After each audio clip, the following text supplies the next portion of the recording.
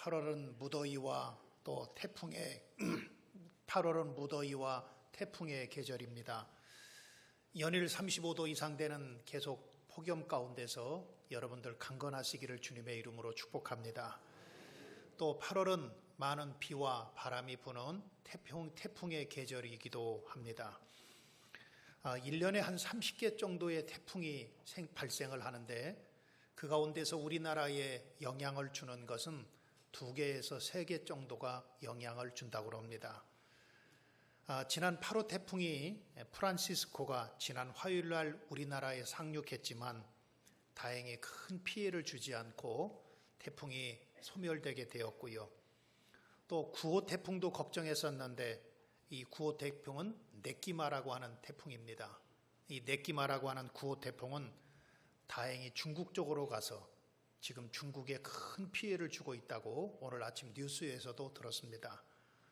또 10호 태풍이었던 크로사도 다행히 우리나라 쪽으로 오지 않고 일본 쪽으로 가서 우리나라에는 큰 피해를 입히지 않는다고 하는 뉴스를 아침에 들었습니다. 이렇게 비바람이 불건 가운데서도 큰 피해를 입지 않고 우리나라가 이렇게 안전하게 살 수 있는 것은 하나님의 은혜요, 또 하나님의 도우심이 함께 하신 줄 믿으시기를 바랍니다. 그러나 지금 우리나라에는 이런 자연의 태풍보다도 비교할 수 없는 초강력 태풍이 우리나라에 몰아치고 있습니다. 바로 일본의 경제 제재, 또 수출 금지라고 하는 태풍입니다. 일반적으로 우리나라에 오는 태풍은 2, 3일 정도만 지나면 관통하고 그리고 소멸되게 되어 있습니다. 그리고 그 태풍은 대부분이 진로를 알 수 있어서 어느 지역으로 가면 그쪽 지역의 사람들은 조심하라고 하는 경고도 내리기도 합니다. 그러나 지금 우리나라에 불고 있는 이 일본 수출 제한이라고 하는 태풍은 얼마나 오래 갈지 그리고 얼마나 큰 피해를 줄지도 예측하기가 쉽지 않기 때문에 우리들을 더 두렵게 만들고 불안하게 만드는 그러한 태풍인 것입니다. 이렇게 자연의 태풍도 있고 그리고 나라와 또 민족에게 찾아오는 그런 위기의 큰 풍랑도 있지만 개인의 삶에도 태풍을 만날 때가 있습니다.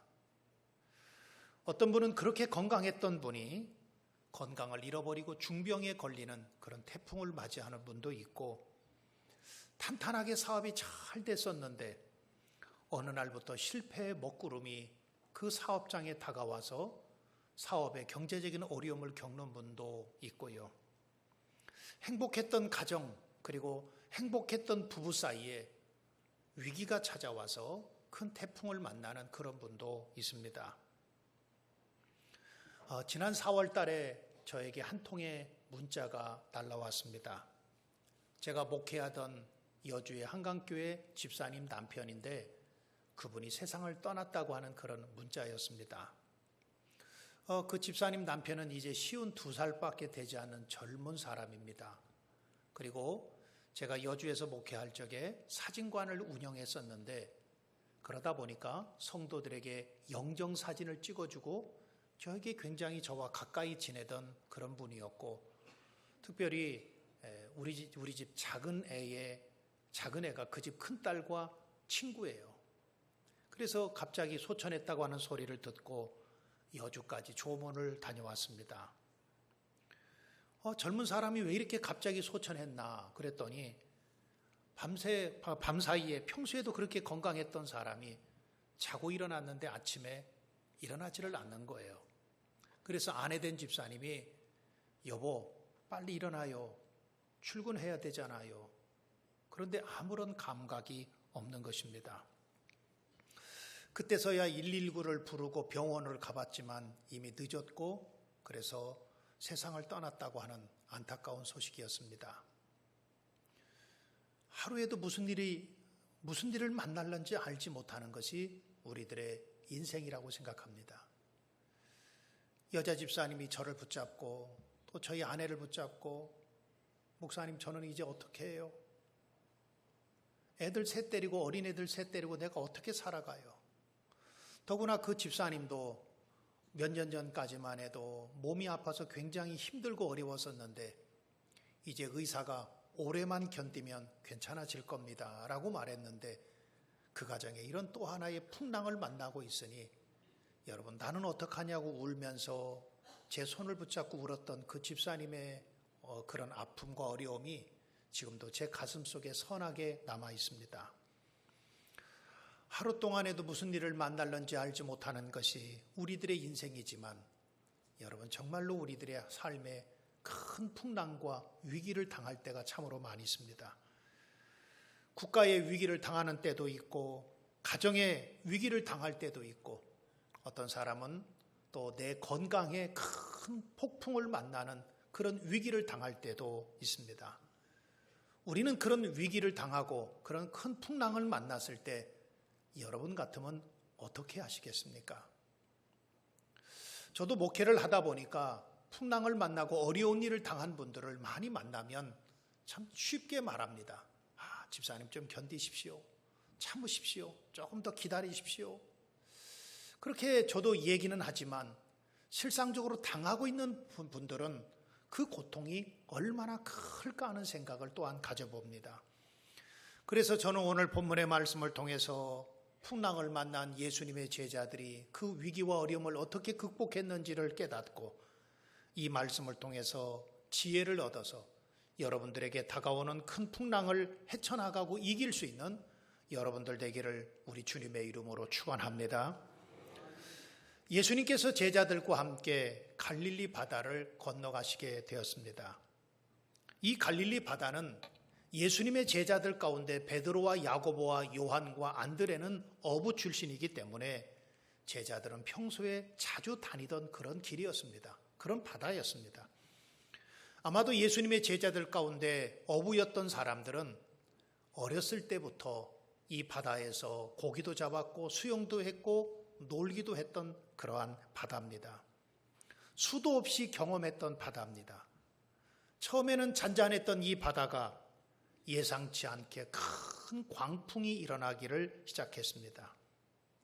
광풍이라고 하는 말은 갑자기 일어난 회오리 바람을 말하고 있는 것입니다. 갈릴리 바다는 해수면보다 200m 정도가 낮고 그리고 사방이 산으로 둘러져 있습니다.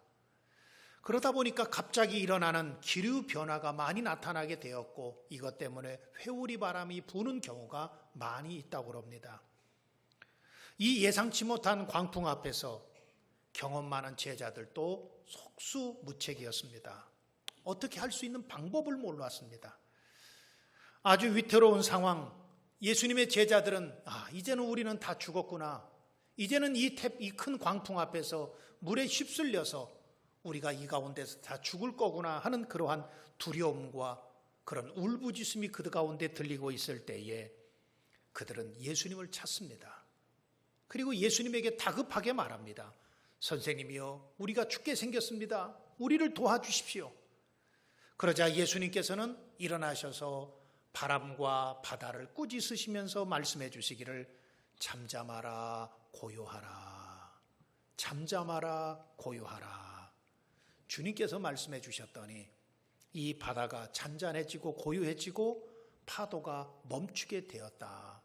사랑하는 성도 여러분, 여러분에게도 큰 광풍이 일어난다고 할지라도 여러분 인생에 태풍이 찾아온다고 할지라도 아니 지금 우리 교회, 우리 나라와 우리 민족에 찾아온 경제 제재라고 하는 큰 광풍도 주님이 오셔서 잠잠하라 고요하라고 말씀해 주실 때에 잔잔하게 되고 고요하게 될 줄 믿으시기를 바랍니다. 그래서 오늘 본문의 말씀을 통해서 예수님의 제자들이 이 풍랑을 만났을 때 어떻게 했는가를 깨닫고 여러분들도 이 말씀을 통해서 교훈을 삼아 여러분들도 이 말씀대로 살 수 있기를 다시 한번 주님의 이름으로 축원합니다. 첫 번째로 이 배에는 예수님이 함께 타고 계시다고 하는 것을 잊지 말라고 하는 것입니다.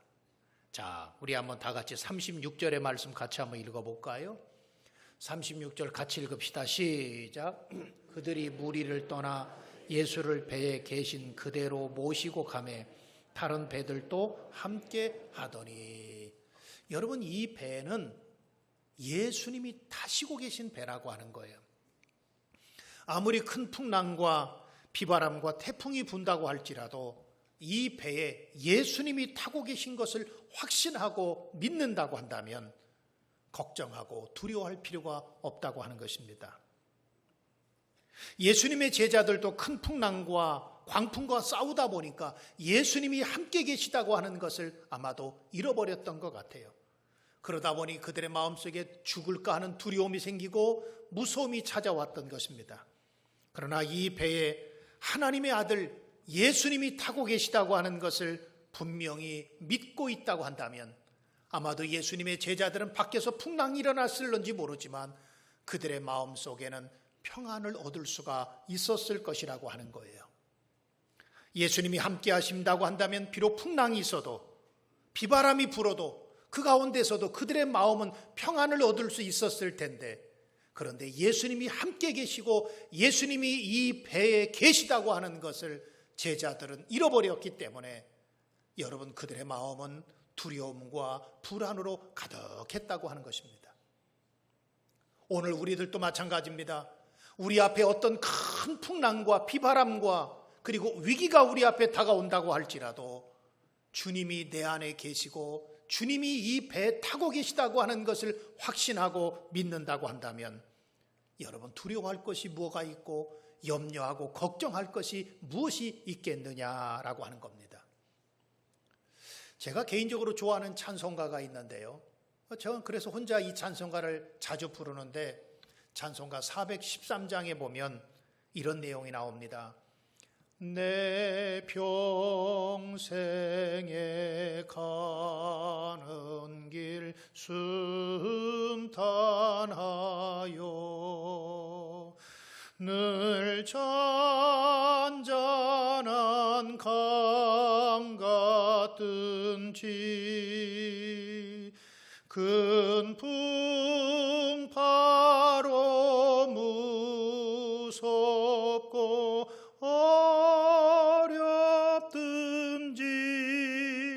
나의 영혼은 늘 편하다. 내 영혼 평안해. 내 영혼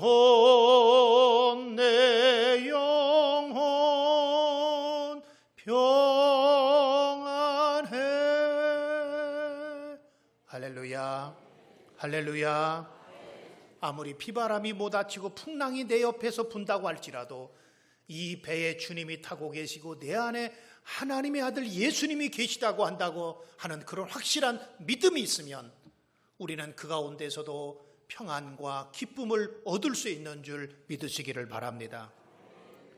열왕기하 6장에 보면 엘리사 시대에 아람 나라 군대가 도단성을 완전히 포위합니다. 아침에 엘리사의 하인이 밖을 나가서 보니까 도단성이 완전히 아람 나라 군인들에 의해서 포위된 거예요. 이때 엘리사의 하인이 방문을 열고 들어오면서부터 이렇게 말합니다. 아, 내 주요, 우리가 어찌하리이까? 아, 선생님, 우리가 어찌해야 됩니까? 이 부분을 세번역 성경에 보면 큰일 났습니다. 어떻게 하면 좋겠습니까? 여러분, 우리가 어떤 풍랑을 만나고 위기를 당할 때 우리가 가장 먼저 외치는 말은 큰일 났다, 큰일 났다. 어떻게 하면 좋습니까? 우리가 어떻게 해야 됩니까? 역시 마찬가지로 엘리사의 제자, 엘리사의 하인이 탄식하면서 말을 합니다. 우리는 큰일 났습니다. 우리는 끝났습니다. 우리는 죽었습니다. 그때에 엘리사 선지자가 그 하인을 데려다가 이렇게 말합니다. 두려워하지 말라. 우리와 함께한 자가 저들과 함께한 자보다 많으니라. 그렇게 말합니다. 우리 한번 다 같이 따라 하십시다. 두려워하지 말라. 두려워하지 말라. 우리와 함께한 자가 그들과 함께한 자보다 많으니라. 여러분, 우리와 함께한 자가 저 적들과 함께한 자보다 많다고 하는 거예요.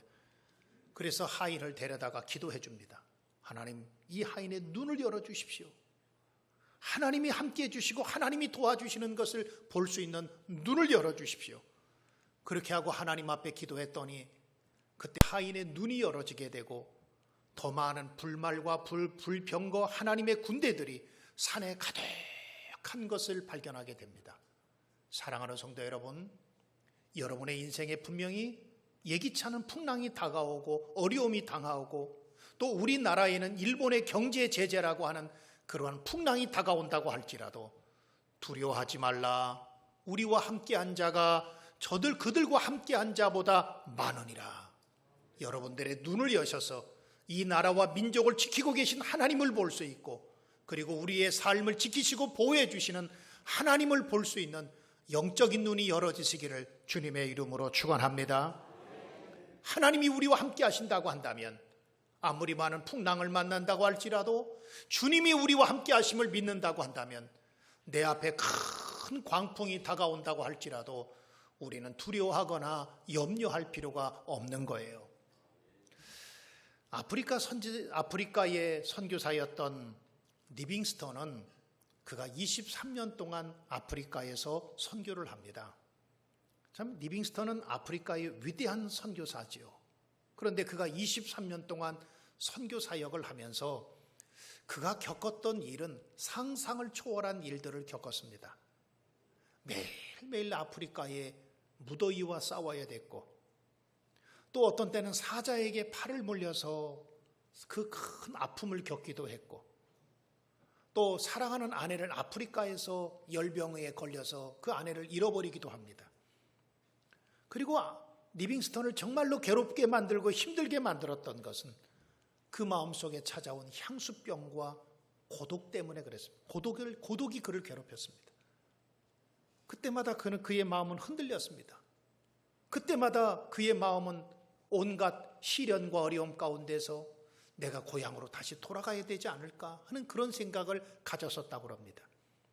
그런데 그 많은 어려움과 고난 가운데서도 그를 견디게 만들었던 성경 구절이 두 개가 있습니다. 하나는 요한복음 14장 18절의 말씀에 보면 내가 너희를 고아와 같이 버려두지 아니하겠다. 그 말씀이었다고 합니다. 나는 고아가 아니다. 나는 혼자가 아니다.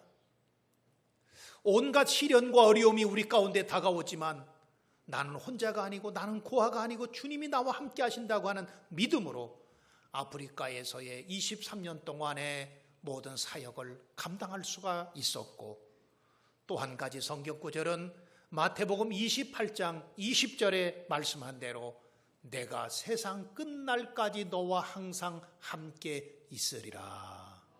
이 말씀이었다고 합니다. 세상 끝날까지 주님은 나를 버리지 아니하시고 내 몸은 아프리카에 있어서 온갖 어려움과 고난을 당하고 있지만 그러나 그 주님은 나를 버리지 아니하시고 세상 끝날까지 나와 항상 함께 하실 거라고 하는 그런 두 구절의 성경 말씀이 23년 동안 아프리카에서 선교하던 리빙스턴을 다시 일어나게 만들었고 다시 세워주었다고 하는 것입니다. 사랑하는 성도 여러분, 내 힘으로는 어쩔 수 없는 광풍을 만났을 때 우리는 그 광풍 앞에서 속수무책일 때가 있습니다. 그 광풍 앞에서 두려워하고 불안해하고 염려하고 걱정할 때가 있습니다. 그러나 하나님이 함께해 주실 줄 믿으시기를 바랍니다. 그 배에 주님이 타고 계신 줄 믿으시기를 바랍니다. 그렇다고 한다면 여러분 두려워할 것 없고 염려할 것 없는 거예요. 주님이 함께해 주신다고 한다면 반드시 우리 하나님을 사랑하는 자 곧 그 뜻대로 부르심을 입은 자들에게는 모든 일이 합력하여 선을 이루게 하실 줄 믿습니다. 지금 우리나라에 일본이 경제 제재를 하는 그런 큰 광풍이 오지만 저는 분명히 믿습니다. 하나님은 우리나라를 사랑하신다. 그래서 우리나라와 함께 해 주실 거고 이 어려움과 고난들도 반드시 극복하게 해 주실 줄 믿으시기를 바랍니다. 두 번째로는요, 이 제자들이 자기들이 힘으로 이 광풍을 물리치려고 온갖 노력과 경험을 했지만 그러나 이길 수가 없었어요. 그러자 이 두 번째로 이 예수님의 제자들이 어떤 일을 하는가 하면 예수님을 찾고 예수님을 깨웁니다. 예수님의 제자들도 자신들의 힘으로 해결해 보려고 온갖 노력을 다 했습니다. 더구나 예수님의 제자들은 어부 출신이기 때문에 그동안 갈릴리 바다에 대한 경험이 참으로 많이 있었습니다. 그런데 아무리 유능한, 아무리 많은 경험이 많은 어부라고 할지라도 이번 광풍만큼 자신들의 힘으로 해결할 수가 없는 거예요. 여러분, 어디 우리 인생을 살아가면서 우리 힘으로 해결할 수 없는 것들이 얼마나 많이 있습니까? 여러분, 한두 가지입니까? 세상은 내 힘으로 할 수 없는 것들이 얼마나 가득합니까? 생사화복이 내 마음대로 될까요? 사람이 죽고 사는 것이 내 마음대로 됩니까? 또한 그뿐만 아니라 흥망성쇠가 사람의 노력과 사람의 힘으로 되던가요? 이런 것들 앞에서 우리는 얼마나 연약한 존재인지 몰라요. 죽음 앞에서 연약한 존재이고 또 삶의 여러 가지 위기와 어려움 가운데서 우리는 연약한 존재라고 하는 것을 발견할 수 있지요. 그런데 우리와 함께 하시는 주님은 하나님의 아들이십니다. 하나님의 아들에게는 불가능이 없으신 분이세요. 그러니까 말씀 한마디로 바람과 바다를 잔잔하게 만들기도 하셨고, 예수님은 물고기 2마리와 보리떡 5개로 5,000명을 먹이고도 12광주리가 남는 놀라운 기적을 행하시기도 하셨습니다. 예수님은 베드로의 장모의 열병을 고치기도 하셨고, 38년 된 병자를 고치기도 하셨고, 혈루병 때문에 평생을 고생한 여인을 치유하시기도 하셨습니다. 예수님은 하나님의 아들이시기 때문에 심지어 죽은 자를 살리기까지 하셨습니다. 예수님은 불가능을 가능케 하신 분이셨습니다. 안 되는 것을 되게 하셨던 분이십니다. 다급한 제자들은 주무시고 계신 예수님을 깨웁니다. 오늘 본문 38절에 우리 한번 다 같이 한번 읽어볼까요? 38절을 같이 읽어보면 시작. 예수께서 깨어 바람을 꾸짖으시며 38절 시작.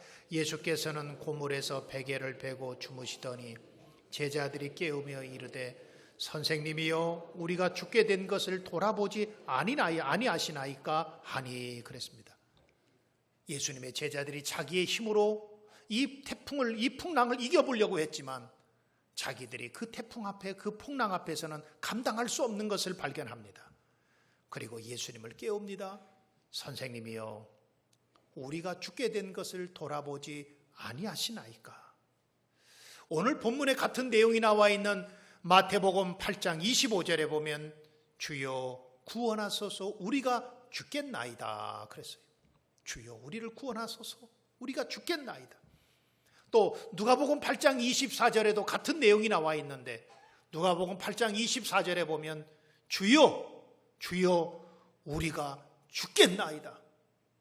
여러분 2번씩이나 주님의 이름을 부른 것을 보면 아마도 예수님의 제자들이 굉장히 절박했다고 하는 것을 가르쳐주고 있죠.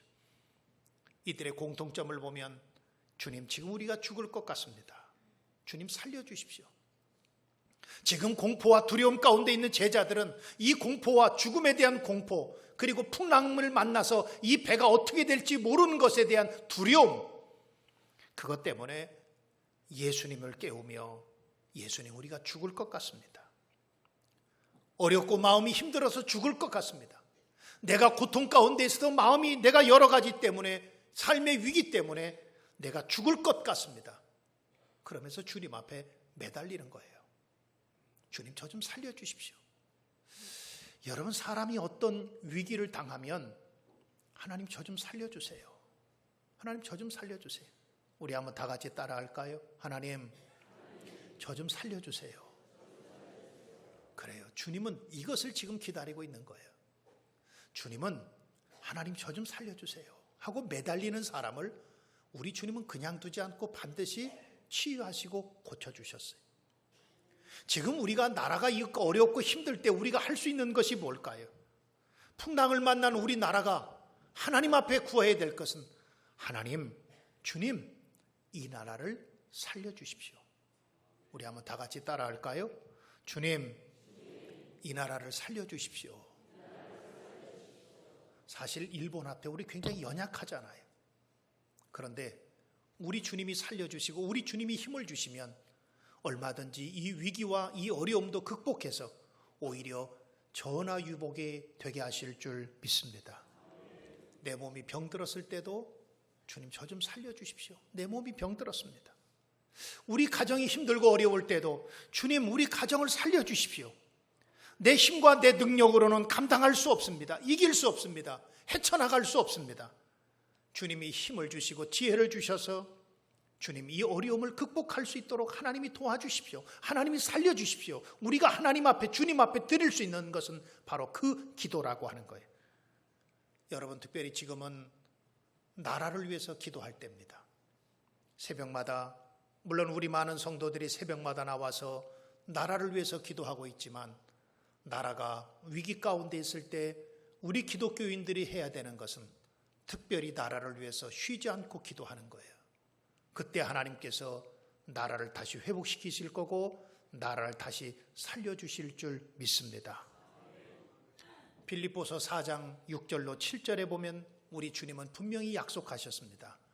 아무것도 염려하지 말고 모든 일에 기도와 간구로 너희 구할 것을 감사함으로 하나님께 아뢰라. 그리하면 모든 지각에 뛰어난 하나님의 평강이 그리스도 예수 안에서 너희 마음과 생각을 지키시리라. 이 약속의 말씀을 믿고 어려움 가운데 있는 이 나라를 위해서 기도하며 나가는 여러분들 되기를 주님의 이름으로 축원합니다. 그때에 오늘 39절의 말씀에 보니까 예수께서 깨어 바람을 꾸짖으시며 바다더러 이르시되 잠잠하라 고요하라 하시니 바람이 그치고 아주 잔잔하여 지더라 그랬습니다. 일어나신 예수님께서 제자들은 예수님을 깨웠습니다. 예수님에게 도움을 청했습니다. 예수님 저 좀 살려주십시오. 우리가 죽게 생겼습니다. 예수님 우리 좀 도와주십시오. 그렇게 하고 예수님에게 갔더니 예수님께서 일어나셔서 바람과 바다를 향해서 말씀하십니다. 잠잠하라 고요하라. 잠잠하라 고요하라. 예수님의 말 한마디에 바람이 그치고 바다가 아주 잔잔하게 되었습니다. 평안이 찾아왔다는 거예요. 우리는 여기서 굉장히 중요한 거 하나를 발견할 수 있습니다. 그것은 폭풍을 만나 흔들리고 두려움이 우리 가운데 가득할 때 딱 한 가지만 있으면 된다는 거예요. 누구만 있으면 돼요? 예수님만 있으면 된다는 거예요. 오직 예수님만 우리 속에 있으면 태풍을 만났어도 중병에 걸렸어도 죽을 병에 걸렸어도 실패를 경험해도 먹구름이 우리에게 다가와도 주님만 있으면 회복될 수 있고 주님만 있으면 다시 일어설 수 있고 주님이 우리와 함께 하시면 잔잔해질 거고 주님이 우리를 도우시면 고요해질 거라고 하는 것입니다. 그러므로 우리에게 가장 필요한 분은 바로 예수 그리스도 우리의 주님이십니다. 사랑하는 성도 여러분, 아마 여기 계신 여러분들 가운데 어떤 분은 인생에 큰 광풍을 만난 분도 있을 거예요. 질병의 광풍을 만난 분도 있고 경제적인 광풍을 만난 분도 있고 아니면은 인간관계의 광풍을 만난 분도 있고 또 우리나라에는 일본의 경제 제재라고 하는 큰 광풍을 만났지만 그러나 광풍이 문제가 아니라 내 안에 주님이 계시다고 하는 믿음과 확신을 갖고 나가면 반드시 주님께서 우리나라를 다시 회복시키실 거고 또한 우리 가운데 찾아오는 광풍 가운데서도 주님이 오셔서 잠잠하라 고요하라 말씀해 주심으로 아주 바람이 그치고 잔잔해지는 놀라운 은혜와 축복이 우리 민족 가운데 임하게 될 줄 믿고 여러분들에게도 그런 은혜가 임하게 될 줄 믿습니다. 이번 한 주간 동안 풍랑을 만난 우리나라를 위해서 또 내 인생을 위해서 특별히 가정을 위해서 여러분 기도하시고 주님이 함께 해주시기를 구하며 나가는 한 주간이 되시기를 간절히 바랍니다. 기도하십시다. 사랑하는 성도 여러분, 여러분 이렇게 나라가 어려움 가운데 있을 때 우리가 할 수 있는 게 뭘까요? 결국에 하나님이 해결해 주셔야 이 나라 경제적인 어려움도 해결받을 수 있고요. 하나님이 도와주셔야만 됩니다. 이 시간에 우리 다 같이 기도할 때 하나님 우리나라가 큰 광풍을 만났습니다. 어찌할 수 없습니다. 우리의 힘으로 안 됩니다. 하나님 도와주셔서 전화위복의 기회가 되게 하시고 대통령과 정치하는 모든 위정자들에게 지혜를 주시고 이 어려움 가운데 나라가 하나가 되어서 잘 극복할 수 있도록 도와주시옵소서. 하나님 역사해 주시옵소서. 이 시간에 우리 다 같이 오늘 말씀드린 것을 생각하면서 나라와 민족을 위해서 특별히 우리 다 같이 기도하며 나가겠습니다. 우리 합심으로 주여를 한번 부르고 기도합니다. 주여.